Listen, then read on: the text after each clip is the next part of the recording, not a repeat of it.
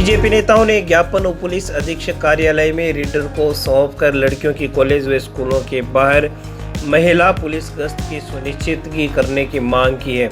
बिदासर पंचायत समिति के प्रधान संतोष मेघवाल, नेता प्रतिपक्ष जयश्री दादीस के नेतृत्व में ज्ञापन सौंपते वक्त पार्षद मनोज पारीक, दीनदयाल पारीक, पन्नालाल सोनी, बीजेपी नेता कमल दादीस, महेश जोशी सहित अनेक नेतागण मौजूद रहे। आप आज देख रहे हो कि कोरोना को जो समय निकला है और एक भयानक बीमारी थी और इस बीमारी से जूझते हुए काफ़ी समय बीत गया और अब राज्य सरकार ने वापस शिक्षा के क्षेत्र में स्कूलों को, कॉलेजों को वापस शुरू किए है।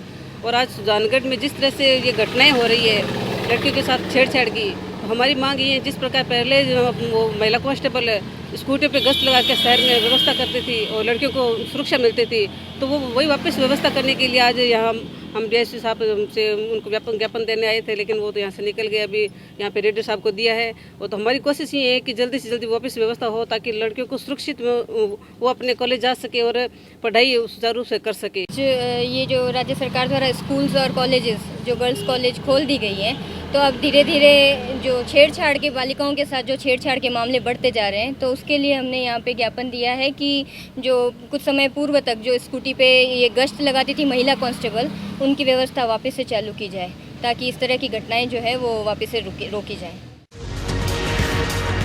शहर के राजकीय बगड़िया अस्पताल में व्याप्त विभिन्न जन समस्याओं को लेकर भाजपा नेताओं का एक प्रतिनिधिमंडल पीएमओ डॉक्टर शंकरलाल से मिला। पीएमओ डॉक्टर शंकरलाल को बीजेपी नेता जयश्री दादीस, बिदासर पंचायत समिति प्रधान संतोष मेघवाल ने बताया कि राजकीय अस्पताल में मरीजों को समय पर बेडशीट उपलब्ध करवाई जानी चाहिए तथा वार्डों में कुत्तों के घूमने, अस्पताल परिसर में आवारा पशुओं के प्रवेश जैसी अनेक समस्याओं पर हाथों हाथ समाधान किया जाना चाहिए। वहीं बीजेपी नेता मनीष दादीस ने कहा कि ऑक्सीजन प्लांट के लिए जो मशीनें आई थी उनके साथ आई लकड़ी को एक कांग्रेस नेता को क्यों दे दिया गया है। दूसरी ओर बुद्धि प्रकाश सोनी ने कहा कि आप प्रशासक की तरह व्यवस्थाओं को सुधारिए, शिथिलता से कर्मचारी काम करने वाले नहीं हैं। पार्षद मनोज पारीक, महेश जोशी ने कहा कि पार्किंग में लोगों से 50-50 रुपए तक वसूले जा रहे हैं, जिस पर पार्किंग से आए एक व्यक्ति ने कहा कि कोई भी पार्टी का कार्यकर्ता हो या नेता, वो पार्किंग के 10 रुपए तक नहीं देता, उल्टा हमें रोब का सामना करना पड़ता है। वहीं पीएमओ डॉक्टर शंकरलाल ने कहा कि मैंने 2 दिन पहले ही ज्वाइन किया है और अस्पताल में जो समस्याएं विरासत में मिली हैं उनके समाधान में वक्त लगेगा, जिस पर भाजपा नेताओं ने कहा कि विरासत में तो संपत्ति मिलती है, ये आपका जवाब समुचित नहीं है। इस पर पीएमओ ने कहा कि मैं समस्याओं के समाधान की व्यवस्था करूंगा, आप मुझे इतना कमजोर मत समझिए, जिस पर नेताओं ने कहा कि हम लोग भी आपका सहयोग करेंगे।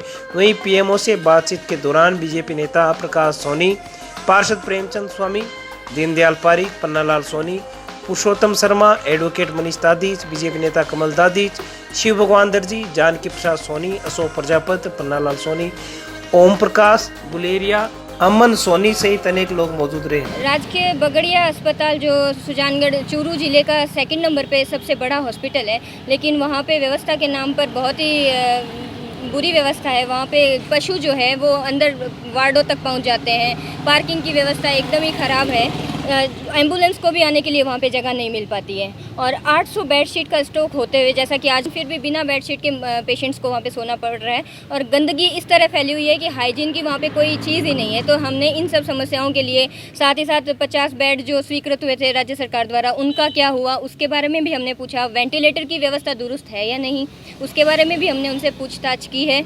और इसी तरह के, और साथ ही साथ जो लपके गिरोह, जो लपका गिरोह आजकल बहुत चल रहा है, तो उसके लिए हमने पीएमओ साहब से बातचीत की है। राजकीय चिकित्सालय के जो अनियमित हैं उनके बारे में एक ज्ञापन दिया है और पीएमओ साहब को अवगत कर रहा है उन समस्याओं के लिए। और डिप्टी साहब को अभी मैंने जो बालिकाएँ का इसका जो कॉलेज खुल गए है वो संवेदनशील एरिया के अंदर है, वहाँ पर पूर्णतः व्यवस्था करवाई जाए। और एक निवेदन हमने डिप्टी साहब से ये भी किया है, डिप्टी साहब तो निकल गए थे परंतु वहाँ रीडर साहब को हमने दिया है और ये कह रहे हैं कि राजकीय चिकित्सालय के सामने जो ट्रैफिक की व्यवस्था गड़बड़ थी, उनके वहाँ पर उन्होंने एक होमगार्ड की नियुक्ति की है। और मैं आज इस आपके चैनल के माध्यम से और ये निवेदन करना चाहता हूँ डिप्टी साहब से कि वहाँ पे पूरे एक पूर्णतः व्यवस्था करवाई जाए और पुलिसकर्मी को ही वहाँ पे खड़ा किया जाए ताकि अव्यवस्थाएँ ना हो। सर एक छोटी सी बात मेरे को बता दीजिए एक बार। सर एक छोटी सी बात है सर जो ऑक्सीजन प्लांट आया था हमारे सांसद राहुल जी कस्वाल ने उपलब्ध करवाया था, उसकी जो कमी लकड़ियां थी वो लकड़ियां कहाँ है सर? किस कांग्रेस कार्यकर्ता को आपने सेल कर लिए? कृपया एक बार हमको अवगत तो कराएं एक बार, फिर हम आपको बता देते हैं सर किसके पास दी है।